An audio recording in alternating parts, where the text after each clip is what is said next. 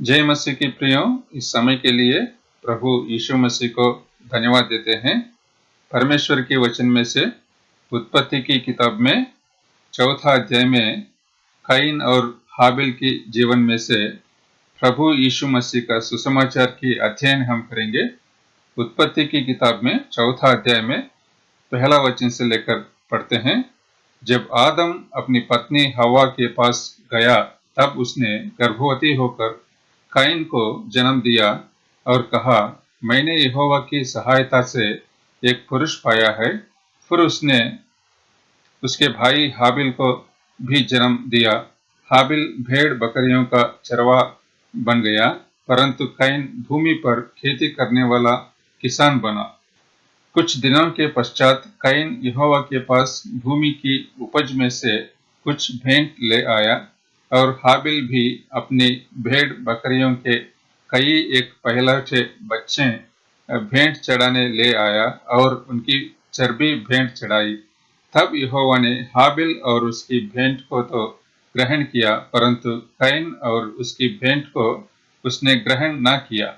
तब काइन अति क्रोधित हुआ और उसके मुंह पर उदासी छा गई। तब यहोवा ने काइन से कहा, तू क्यों क्रोधित हुआ और तेरे मुंह पर उदासी क्यों छा गई है? यदि तू भला करे तो क्या तेरी भेंट ग्रहण ना की जाएगी? और यदि तू भला ना करे तो पाप द्वार पर छिपा रहता है और उसकी लालसा तेरी ओर होगी और तुझे उस पर प्रभुता करनी है। तब कैन ने अपने भाई हाबिल से कुछ कहा, और जब वे मैदान में थे, तब कैन ने अपने भाई हाबिल पर चढ़कर उसे घात किया। तब यहोवा ने कैन से पूछा, तेरे भाई हाबिल कहाँ है? उसने कहा, मालूम नहीं, क्या मैं अपने भाई का रखवाला हूँ? उसने कहा, तूने क्या किया है? तेरे भाई का लहू भूमि में से मेरी ओर चिल्लाकर मेरी दुहाई दे रहा है। और 11 आयत में, इसलिए अब भूमि जिसने तेरे भाई का लहू तेरे हाथ से पीने के लिए अपना मुंह खोला है, उसकी ओर से तू शापित है। चाहे तू भूमि पर खेती करे तो भी उसकी पूरी उपज फिर तुझे ना मिलेगी, और तू पृथ्वी पर भटकने वाला और भगोड़ा होगा। तब कैन ने यहोवा से कहा, मेरा दंड सहने से बाहर है। देख, तूने आज के दिन मुझे भूमि पर से निकाला है, और मैं तेरी दृष्टि की आड़ में रहूंगा और पृथ्वी पर भटकने वाला और भगोड़ा रहूंगा, और जो कोई मुझे पाएगा मुझे घात करेगा। इस कारण यहोवा ने उससे कहा, जो कोई कैन को घात करेगा उससे 7 गुना बदला लिया जाएगा। और यहोवा ने कैन के लिए एक चिन्ह ठहराया, ऐसा न हो कि कोई उसे पाकर मार डाले। प्रियों, इस भाग में हम पढ़ते हैं, आदम और उसकी पत्नी हवा को 2 बेटे हुए, कैन और हाबिल। कैन जो है खेती करने वाला किसान बना, और हाबिल भेड़ बकरियों का चरवा बनकर जीते थे। एक दिन दोनों ने अपने भेंट चढ़ाने के लिए यहोवा के पास अपने भेंट को लेकर आए। कैन जो है अपनी खेती की उपज में से कुछ लेकर आया, और हाबिल जो है अपने भेड़ बकरियों से पहलौठे को लेकर भेंट चढ़ाने के लिए लेकर आया। तो इधर हम पढ़ते हैं प्रियों, चौथा आयत में, तब यहोवा ने हाबिल और उसकी भेंट को तो ग्रहण किया, परंतु कैन और उसकी भेंट को उसने ग्रहण ना किया। यदि हम ध्यान से इस वचन को देखेंगे प्रियों, तो हम देख सकते हैं कि परमेश्वर जो है हाबिल को पहले ग्रहण कर रहा है, यानी कि हाबिल के जीवन को वो ग्रहण कर रहा है, और उसके बाद उसकी भेंट को ग्रहण कर रहा है। लेकिन कैन को वो ग्रहण ना किया, और उसकी भेंट को भी उसने ग्रहण ना किया। तो इस वचन से हम देख सकते हैं कि जब भी हम परमेश्वर की उपस्थिति में आते हैं, तो हमारे जीवन को परमेश्वर परख रहे करके हम देख सकते हैं। यदि हमारे जीवन जो है पाप के साथ भरी हुई है, तो हम परमेश्वर की उपस्थिति में ग्रहण योग्य नहीं होंगे। लेकिन जब हम परमेश्वर के साथ चलते हैं, नीतिमान होकर, धर्मी होकर परमेश्वर की उपस्थिति में ठहरते हैं, तो हमारा जीवन जो है परमेश्वर की ग्रहण योग्य होगा करके हम देख सकते हैं। इधर ऐसा क्या हुआ कि काइन की भेंट को यहोवा ने ग्रहण ना किया, इसके बारे में हम अध्ययन करेंगे। जब यहोवा ने काइन को और उसकी भेंट को ग्रहण न किया तो काइन अति क्रोधित हुआ और जब मैदान में अपना भाई हाबिल था उसको घात किया करके हमने पढ़ा था। और 9वीं आयत में हम पढ़ रहे हैं, तब यहोवा ने काइन से पूछा, तेरा भाई हाबिल कहाँ है? उसने कहा, मालूम नहीं, क्या मैं अपने भाई का रखवाला हूँ? तो इधर हम देख सकते हैं प्रियो, काइन जो है वो अति क्रोधित होकर अपना भाई हाबिल की घात किया, यानी कि हत्या किया। और जब यहोवा ने उससे पूछा, तेरा भाई हाबिल कहाँ है? तो वो साफ साफ झूठ बोल रहा है कि मुझे मालूम नहीं, क्या मैं अपने भाई का रखवाला हूँ? इन वचनों में प्रियो हम काइन के जीवन के बारे में, काइन की जो स्वभाव है उसके बारे में हम देख सकते हैं। यहूदा की किताब पहला अध्याय 11 आयत में, उन पर हाय, क्योंकि वे काइन की से चाल चले और मजदूरी के लिए बिलाम के समान भ्रष्ट हो गए हैं और कोरा के समान विरोध करके नष्ट हुए। तो हम पढ़ते हैं, काइन की सी चाल चले, उन पर हाय करके, यानी कि परमेश्वर का दंड होगा करके हम पढ़ते हैं। पहले ही यूहन्ना में भी तीसरे अध्याय में 11 आयत से लेकर हम पढ़ते हैं, क्योंकि जो समाचार तुमने आरंभ से सुना वह यह है कि हम एक दूसरे से प्रेम रखें और काइन के समान ना बने, जो उस दुष्ट से था और जिसने अपने भाई को घात किया। और उसे किस कारण घात किया? इस कारण कि उसके काम बुरे थे और उसके भाई के काम धर्म के थे। तो इधर एक और बार हम देख सकते हैं, काइन जो है वो दुष्ट से था, यानी कि शैतान की संबंधित होकर अपना जीवन बिताता था। काइन बिना परमेश्वर की उपस्थिति में रहकर, यानी कि वो शैतान के साथ वो चलता था। शैतान जो चाहता है वो उठता था करके हम देख सकते हैं। इधर उसके काम बुरे थे और अपने भाई हाबिल के काम अच्छे थे, इसलिए वो अपना भाई हाबिल की घात किया करके हम देख सकते हैं। 13 आयत में, हे भाइयों, यदि संसार तुमसे बैर करता है तो अचंभा ना करना। हम जानते हैं कि हम मृत्यु से पार होकर जीवन में पहुंचे हैं, क्योंकि हम भाइयों से प्रेम रखते हैं। जो प्रेम नहीं रखता वो मृत्यु की दशा में रहता है। जो कोई अपने भाई से बैर रखता है वो हत्यारा है, और तुम जानते हो कि किसी हत्यारे में अनंत जीवन नहीं रहता। और हम पढ़ सकते हैं मत्ती सुसमाचार 5वें आयत में 21 से लेकर, तुम सुन चुके हो कि पूर्व काल के लोगों से कहा गया था कि हत्या ना करना, और जो कोई हत्या करेगा वो कचहरी में दंड के योग्य होगा। परंतु मैं तुमसे कहता हूं कि जो कोई अपने भाई पर क्रोध करेगा वो कचहरी में दंड के योग्य होगा, और जो कोई अपने भाई को निकम्मा कहेगा वह महासभा में दंड के योग्य होगा। और जो कोई कहे, अरे मूर्ख, वह नरक की आग के दंड के योग्य होगा।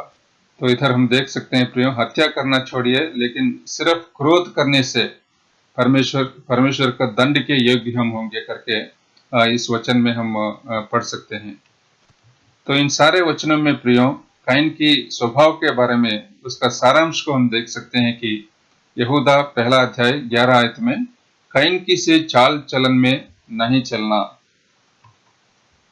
पहला यूहन्ना तीसरे अध्याय 12 आयत में, काइन के समान ना बने जो उस दुष्ट से था। काइन दुष्ट के साथ चलता था, यानी कि शैतान के साथ चलता था वो। और उसी वचन में हम देख सकते हैं उसके काम बुरे थे, बुरे काम के साथ, यानी कि पाप के साथ वो जीता था। वो ईर्ष्यालु बनकर जीता था। अपने भाई हाबिल का काम अच्छे थे लेकिन उसके काम बुरे थे, इसलिए वो ईर्ष्यालु होकर अपना भाई का घात किया करके हम देख सकते हैं। वो बदला लेने वाला था, यानी कि बदला लेने का स्वभाव के साथ वो जीता था। हाबिल के ऊपर हाबिल की भेंट को यहोवा ने ग्रहण किया, तो हाबिल को मारकर वो बदला लेना चाहता था। और छेड़छाड़ के साथ वो जीता था, अक्खड़पन के साथ यानी कि रेबेलियस नेचर के साथ वो जीता था। जब यहोवा ने उससे पूछा तेरा भाई हाबिल कहाँ है, तो उसने उत्तर बहुत ही घमंड के साथ, बहुत ही अक्खड़पन के साथ उसने जवाब दिया, क्या मैं मेरे भाई का रखवाला हूँ, मुझे मालूम नहीं, बोलकर वो झूठ बोला करके हम देख सकते हैं। आज्ञा ना मानने का स्वभाव यानी कि डिसोबीडियंट नेचर उसकी उसमें देख सकते हैं। अहंकारी होकर वो जीता था करके हम देख सकते हैं। और वो झूठा भी था। वो जब यहोवा ने पूछा तेरा भाई हाबिल कहाँ है, तो उसने साफ साफ वो झूठ बोला कि मुझे मालूम नहीं। इस प्रकार कैन जो है प्रियो, कैन की जीवन जीवन में, उसकी स्वभाव में पाप से भरी हुई उसकी नेचर को, उसकी स्वभाव को हम देख सकते हैं। इसलिए कैन जो है, कैन को यहोवा ने ग्रहण न किया, कैन की भेंट को उसने ग्रहण न किया। तो दुष्ट संबंधित, शैतान संबंधित होकर जीता था करके हमने देखा है। यूहन्ना सुसमाचार 8वें अध्याय में 44 आयत में हम पढ़ते हैं, तुम अपने पिता शैतान से हो और अपने पिता की लालसाओं को पूरा करना चाहते हो। वो तो आरंभ से हत्यारा है और सत्य पर स्थिर न रहा, क्योंकि सत्य उसमें है ही नहीं। जब वो झूठ बोलता तो अपने स्वभाव ही से बोलता है, क्योंकि वो झूठा है, वरना झूठ का पिता है। तो जैसे जिस प्रकार शैतान झूठा है, उसी प्रकार कैन भी जो है शैतान के साथ चलता था और वो भी झूठा बनकर जीता था करके हम देखा है। और यूहन्ना की सुसमाचार 10वें अध्याय 10वीं आयत में, चोर किसी और काम के लिए नहीं, परंतु केवल चोरी करने और घात करने और नष्ट करने को आता है। मैं इसलिए आया कि वे जीवन पाए और बहुतायत से पाए। इधर हम देख सकते हैं प्रभु यीशु मसीह बता रहे हैं कि चोर जो है वो चोरी करने के लिए आएगा, घात करने के लिए और नष्ट करने के लिए आएगा। तो कैन की जीवन में भी हम देख सकते हैं कि वो अपने भाई को घात किया और बहुत ही नष्ट पहुंचा दिया करके हम देख सकते हैं।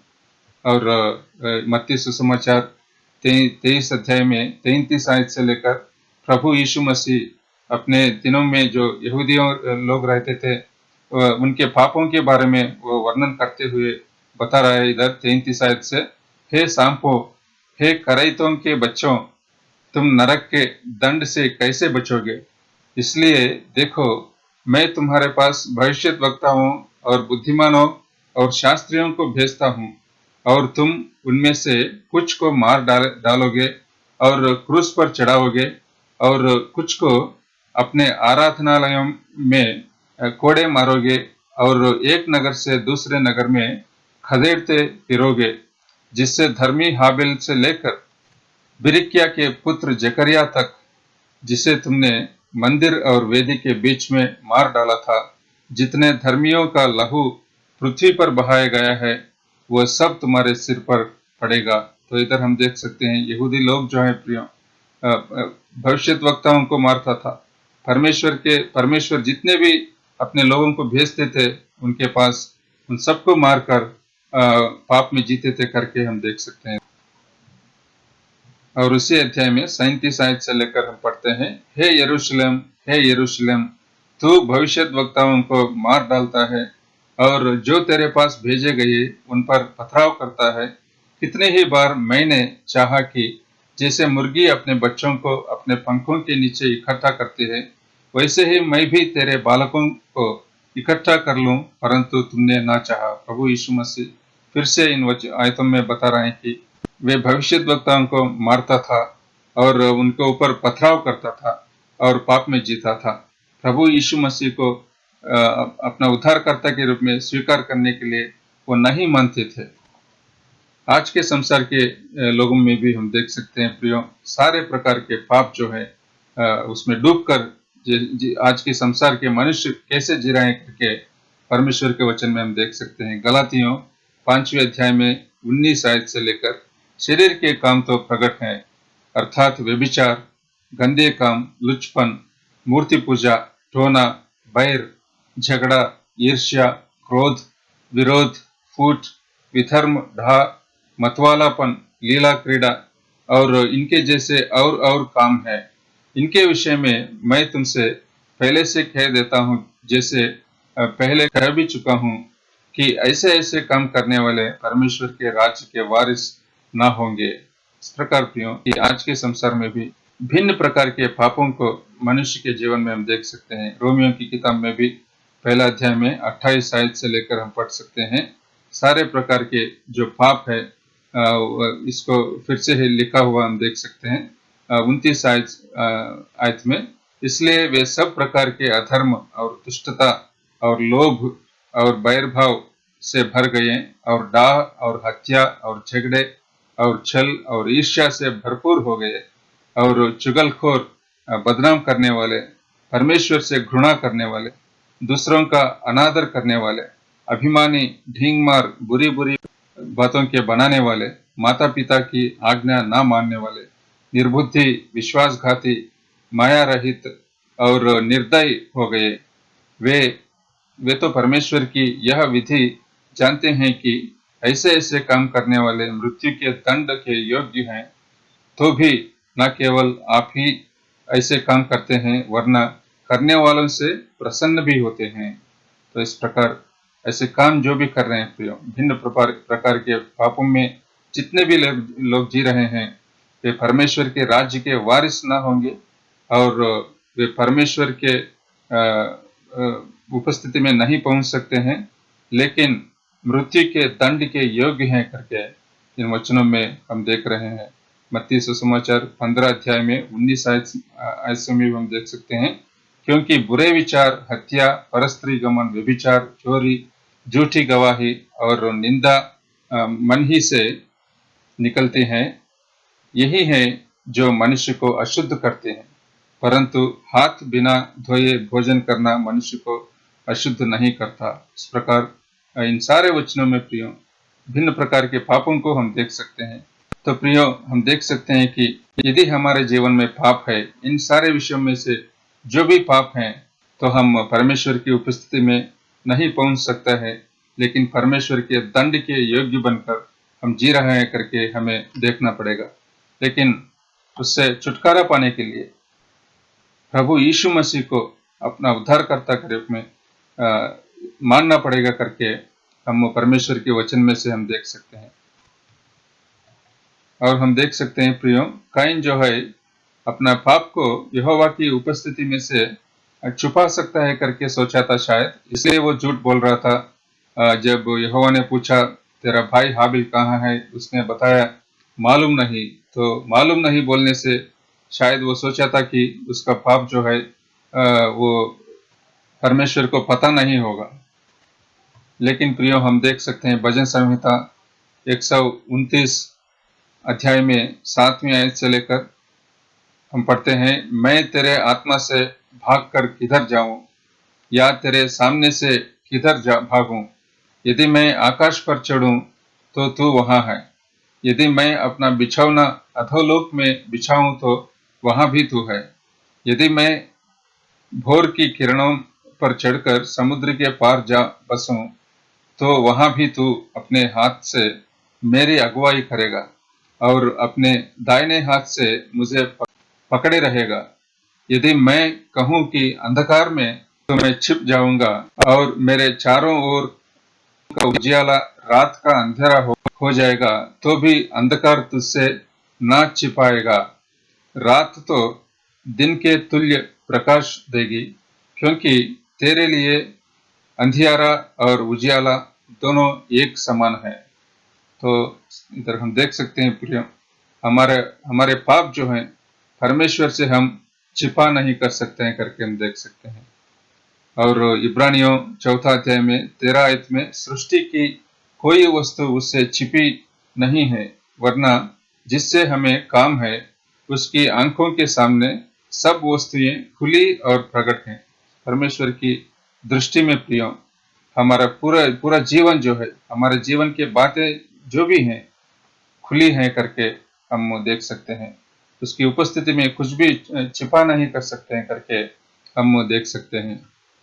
और भजन संहिता उसी अध्याय में 23 आयत से पढ़ सकते हैं, हे परमेश्वर मुझे जांच कर जान ले, मुझे परख कर मेरी चिंताओं को जान ले और देख कि मुझमें कोई बुरी चाल है कि नहीं, और अनंत के मार्ग में मेरी अगुवाई कर। इन आयतों में प्रियो परमेश्वर से की हुई प्रार्थना को हम पढ़ सकते हैं। हे परमेश्वर, मुझे जांच लो, मेरे अंदर अगर कोई बुरी चाल है तो उसे निकाल कर मुझे आपकी उपस्थिति में अगुवाई करो।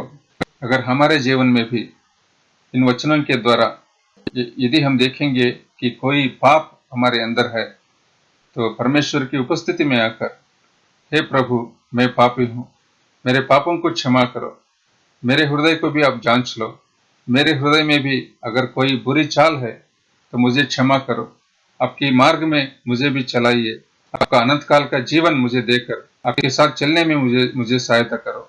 ऐसी प्रार्थना हमें करना पड़ेगा करके हम इन वचनों के द्वारा हम देख सकते हैं। नीति वचन 28 अध्याय में 13 आयत में, जो अपने अपराध छिपा रखता है उसका कार्य सफल नहीं होता, परंतु जो उनका मान लेता है और छोड़ भी देता है उस पर दया की जाएगी।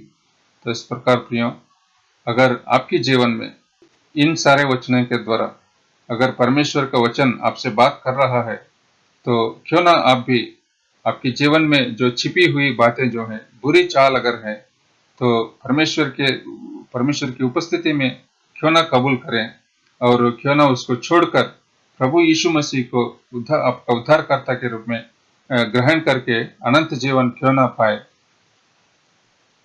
और यूहन्ना की सुसमाचार 3 अध्याय में 20वें आयत में हम देख सकते हैं, क्योंकि जो कोई बुराई करता है वो ज्योति से बैर रखता है और ज्योति के निकट नहीं आता, ऐसा ना हो कि उसके कामों पर दोष लगाया जाए।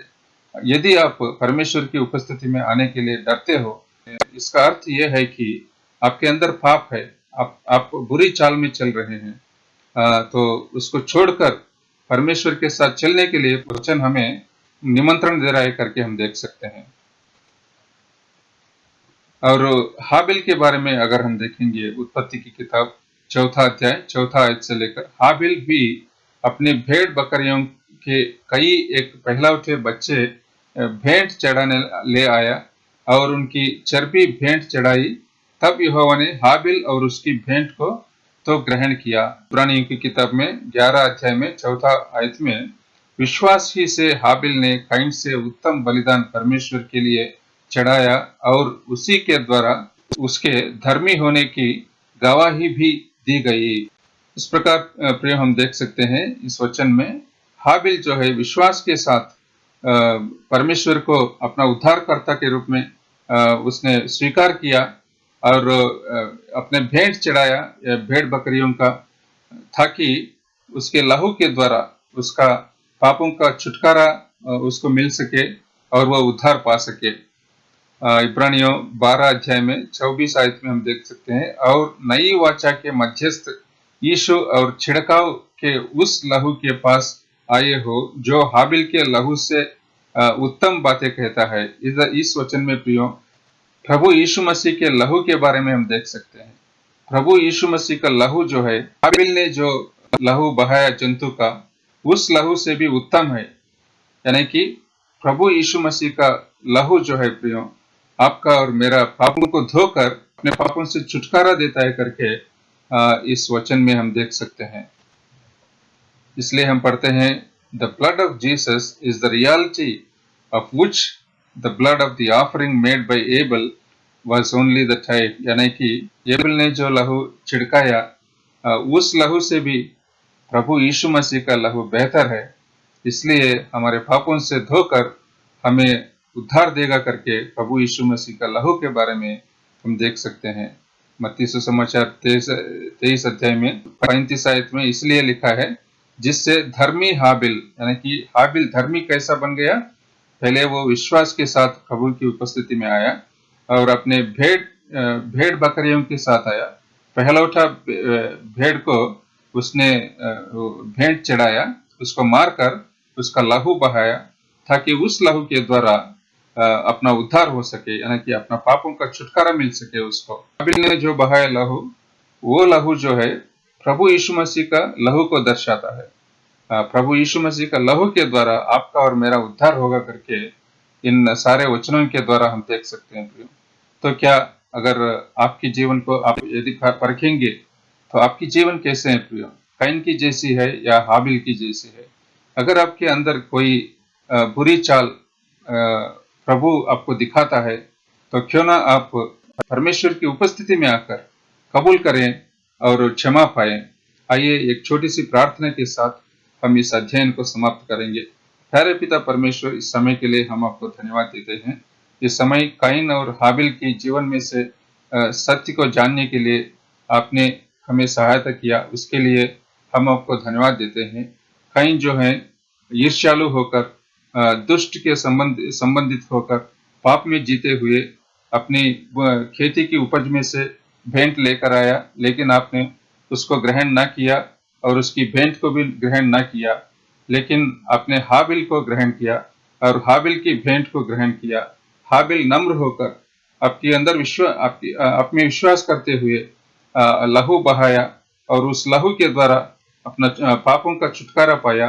इस प्रकार आपको अपना उद्धारकर्ता के रूप में वो मान लिया, उसके लिए हम आपको धन्यवाद देते हैं। जो कोई भाई बहन इस वीडियो को देख रहे हैं प्रभु, उनमें से भी यदि कोई आपको नहीं जानता है उद्धारकर्ता के रूप में, तो उनसे भी बात करिए ताकि वे भी आपका उद्धार पा सके। इस छोटी सी प्रार्थना प्रभु यीशु मसीह के पवित्र नाम से मांगते हैं प्रभु, आमीन।